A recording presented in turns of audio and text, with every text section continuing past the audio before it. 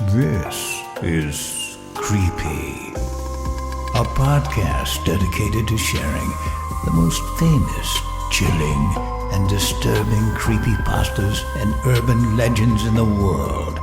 Whether these stories truly happened or are simply fabrications is for you to decide. These stories may contain graphic depictions of violence and explicit language. Listener discretion is advised.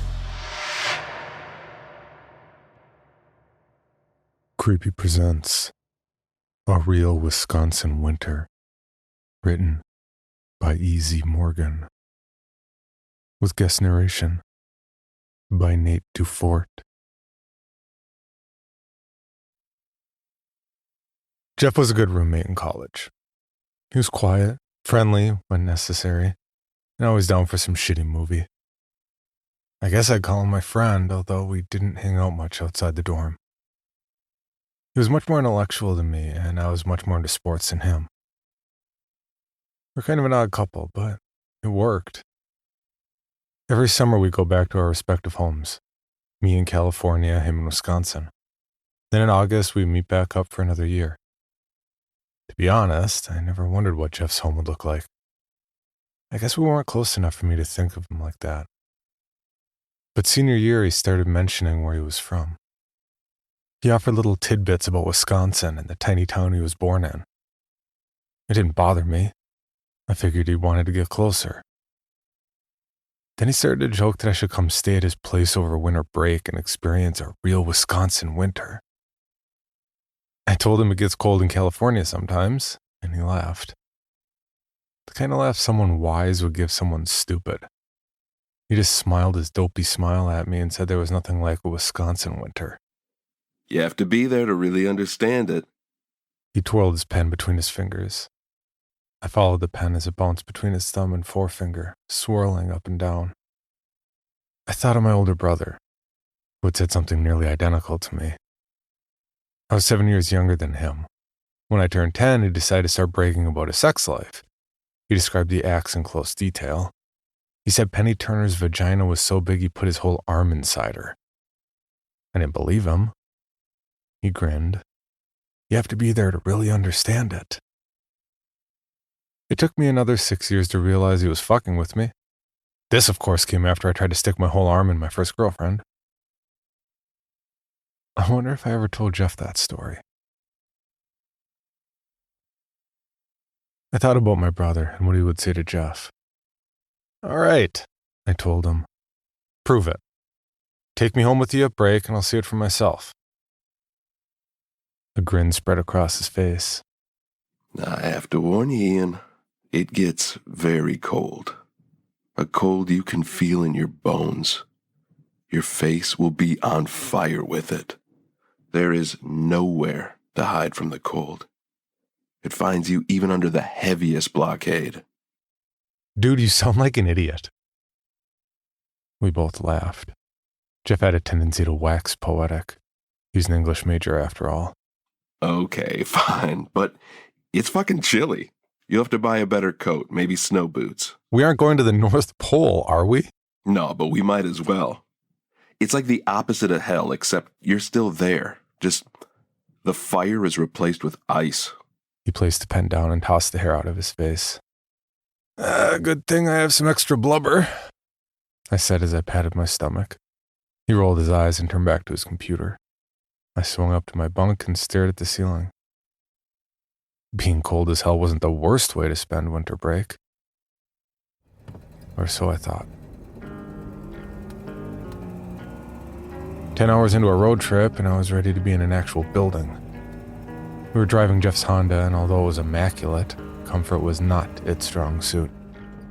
Jeff insisted we keep all the snacks organized and contained so it wouldn't ruin his interior. I told him he was the only 21-year-old with a car cleaner than his mother's. You obviously don't know my mother. He laughed. So how far are we? I knew I sounded like a whiny kid, but Jeff just kept smiling. Another 5 to go. And you drive home every break? I longed for the comfort of my first-class airplane seat. Yep, every break. I just can't stay away. And what's the town called again? He sighed. Plainfield. Sounds pretty boring. I leaned back, happy with my joke. That's a tiny place, but it has its charm. If you like cows or soybeans, you'll love it. Can't say I'm too fond of either. I opened the package marked chips and shoveled some in my mouth. Jeff grimaced but stayed silent.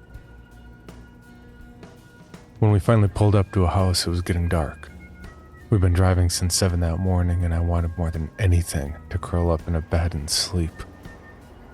Snow whipped up from the ground in spiraling ringlets of white. Despite the temperature, Wisconsin was surprisingly beautiful. The hills had lovely leafless trees, and empty pastures stretched like checkerboards across the fields. I appreciated the view. But the negative 3-degree temperature was certainly biting. Jeff's house was at least a 10-minute drive from any other structure we saw. It was literally in the middle of nowhere. But at least it was a house. All the lights were out inside. Jeff stopped the car and uttered a long breath. He turned to me. I'm going to unlock the door and get the fire lit. Can you stay in the car for a few minutes? Sure. Just hurry, it's creepy out here. He nodded and rushed inside. A light turned on and I could see him bustling around. I rubbed my arms to stay warm. It suddenly felt darker. I was more keenly aware of how isolated we were. I saw a large light flickering in the far window. I was anxious to get out of the car. The door opened and I saw Jeff beckon to me. I gratefully ran into the house, leaving my bags behind. I rushed to the fireplace. It sat on the back wall. 2 shabby couches were positioned close by, and I sat, reaching my fingers towards the flames. Jeff sat across from me, his arms folded. I felt a bit warmer, so I looked around. The house itself was very small but homey. Decorative needle points and old-timey paintings littered the walls. Crocheted blankets covered almost every surface. It looked like a place transported from a different era. The walls were paneled wood and the floors were decked in a red shade carpet. It smelled of smoke and decay. Is this like your grandma's place? I looked up to see Jeff staring at me. His voice was as cold as the wind outside. No. This is where I grew up. Sorry, man, I didn't mean to offend you. He didn't blink. So you don't have heat? Just a fireplace? A fireplace is heat, Ian. Is that not good enough for you? I watched the heat reflected in his eyes and thought to myself, how much did I really know about this guy? I let him drive me 15 hours away from school and put me up in this old house. I shook my head. Of course I knew him. I'd known him almost 4 years. Then why did he look like a stranger? Plainfield has a pretty famous resident, you know. Or did, rather. He's dead now. He said softly. Well, yeah? I inched closer to the fire. We were in all the newspapers. This was before I was born, but we never really outlived the hype. People come here all the time to try and imagine what life was like for Ed. Still get a reporter now and then, too. Ed? Jeff smiled. You really need to take a history class, Ian. Or actually a psych class. Talked all about old Ed and abnormal psych. I felt a shiver run down my spine. Why are you telling me this? To give you an idea of what life is like here. He stood up. I think it's time to show you my bedroom. God, yeah. A bed would be amazing. I tried to shrug off the weird vibes I was getting. It was probably the cold getting to my head. Jeff took off and I followed. We entered an ancient-looking kitchen that hadn't been touched in years. A wood-burning stove towered over a homemade table and rickety chairs. A doily sat in the center of the table with 2 letters in lace. J and D. The small pantry held nothing but canned meats and other sun-drieds. Jeff stopped in front of a door and fumbled with a large padlock. He pulled a key from his pocket and the scrape of the lock turning was intense. He swung it open and motioned inside. I peeked from behind him and realized the door led to a basement. Your room is in the basement? Very astute, Ian. He began descending the stairs. Come on, you can rest down here. I hesitated. Jeff, where's your family? He paused halfway down the steps. They're visiting my uncle in Milwaukee. He swallowed audibly. Come on down, Ian. Unless you're scared. That last comment reminded me of my older brother, who once left me in the woods to find my own way out. I begged him not to leave me and he just laughed. What, are you scared? I wanted to say yes. I am scared. I'm terrified. But I knew if I admitted my true feelings, he'd never respect me. So I let him leave me there, alone and 9 years old. It took me all day to find the road, and another 2 hours to walk home. My mother screamed at me and I was grounded for a month. But my big brother nodded as if I'd done something heroic. Had I told that story to Jeff? I stepped forward towards the stairs and Jeff turned away to continue down. It was dark below, but I managed to reach the floor without falling.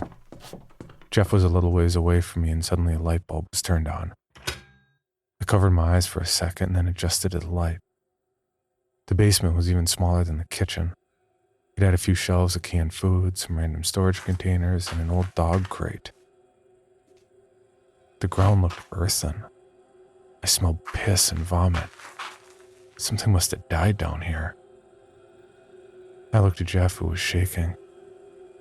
His eyes were big, and he was scared, cold. Hey man, are you okay? This isn't your bedroom.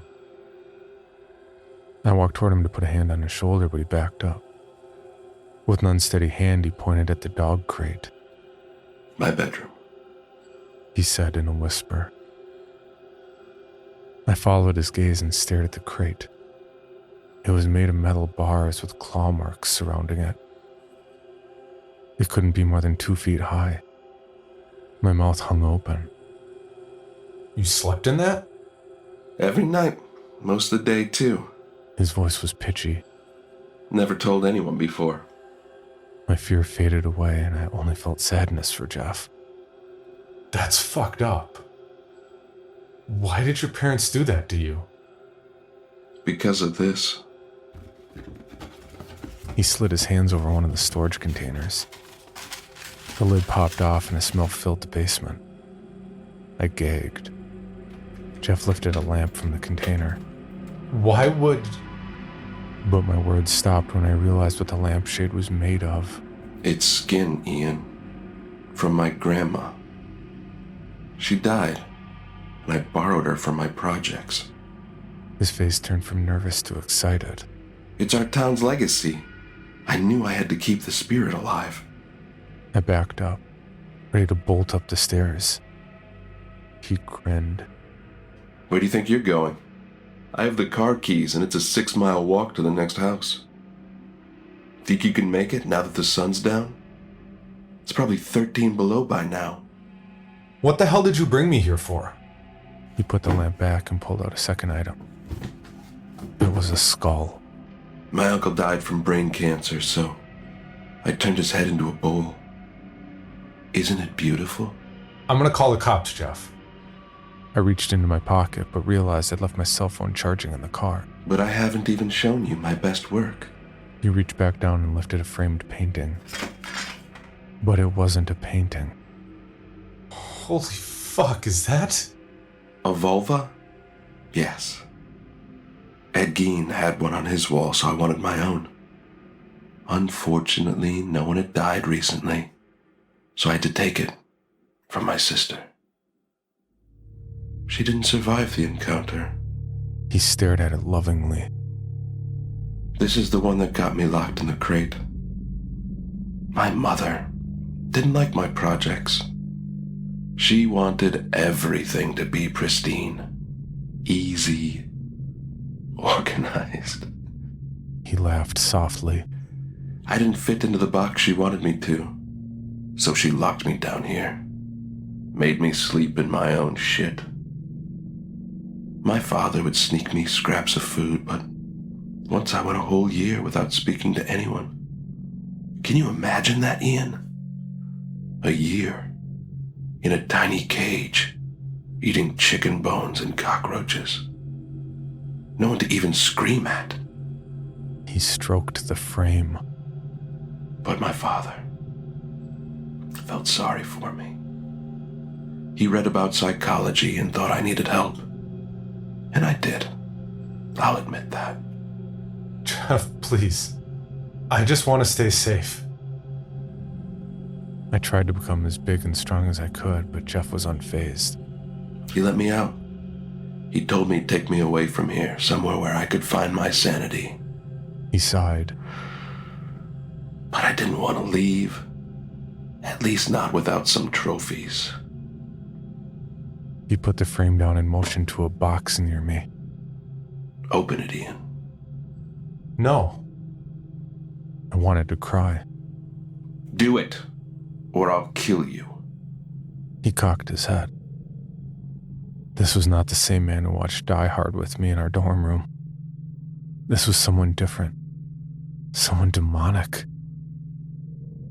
I'm stronger than you. I shot back. You can't hurt me. He looked at me with disappointment. Slowly, he pulled a revolver from his jacket. I've had it the whole time. I could have killed you so many times. I won't lie, I've thought about it, but you were the first person to treat me like a human since my father. You talked to me, laughed with me. I thought I could trust you. He locked eyes with me. Now open the fucking box. Shivering, I bent down and lifted the lid of the box. Tears started flowing down my cheeks despite my stubbornness. Now, lift it up. His tone was joyful. Sniffling, I reached into the box and lifted the thing inside. It was a large slab of skin, dried and sewn together. When I held it up, I could see it was shaped like some sort of dress. 2 sets of genitals were sewn onto it, male and female. The top still had chest hair. I didn't want to touch it, but I didn't know how to escape. That's me, Ian. It's a self-portrait. Can you see the beauty of it? It's my mother and father, mixed together, just like me. He walked towards me, and it took everything in my power not to collapse. This is why I brought you here. I want you to know me. I do know you, Jeff. Let's just get out of here and go get something to eat. I calmed my voice and took deep breaths. No! He screamed, making me almost drop the horror I was holding. You will put this on and know me, or I'll kill you. He took the thing lovingly from me. Put your arms up. Grimacing, I did as I was told. My eyes shut as tight as they could be. He started pulling the thing over my head, and I smelled the putrid scent of death. It was tight on me. Jeff managed to slip it down so it covered my hips. Open your eyes, He commanded. I did slowly, not looking down. Jeff was standing before me, amazed, tears welling up. I always wanted a brother. And now, I have one. You're beautiful. He said quietly. I wanted to throw up. I wanted to run. I wanted to end this parade of horror. Can I go now? 1 second. He smiled as he climbed the stairs, watching me the whole time. From the top of the stairs, he held out the gun and pointed it at me. I saw my whole life before me. My mother, who raised 2 boys without help. My brother, who I had only just realized tormented me throughout my childhood. My friends, who would never know how much I loved them. My future, which was shrinking with every second. Jeff pulled the trigger. The gun clicked. Nothing happened. He pulled out the barrel and tipped it over, showing there were no bullets inside. I'm not a monster, Ian. He then shut the door, and I was alone.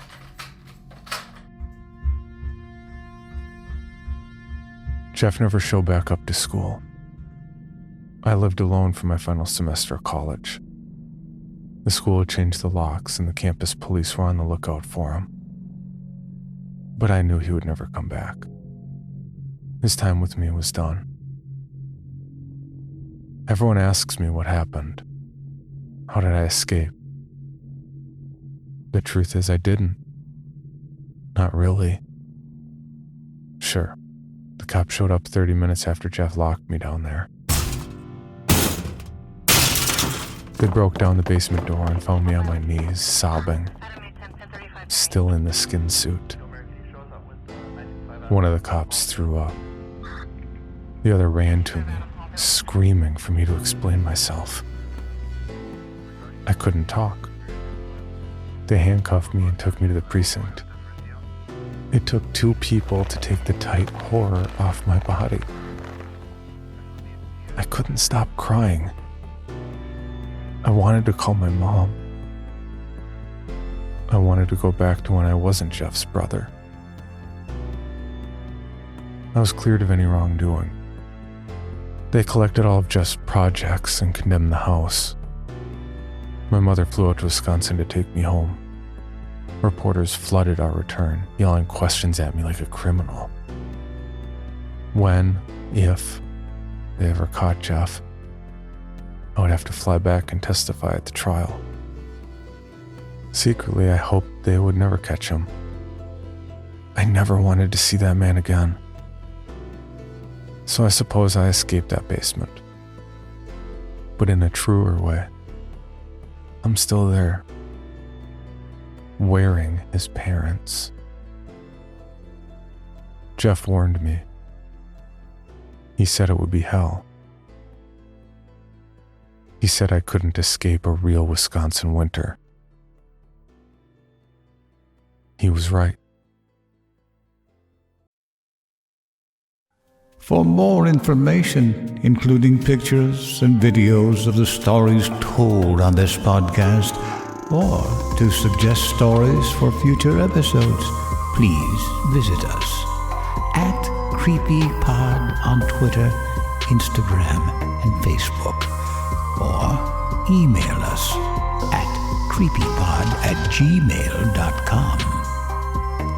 All stories told on this podcast can be found at creepypastawikia.com and are protected by a Creative Commons license.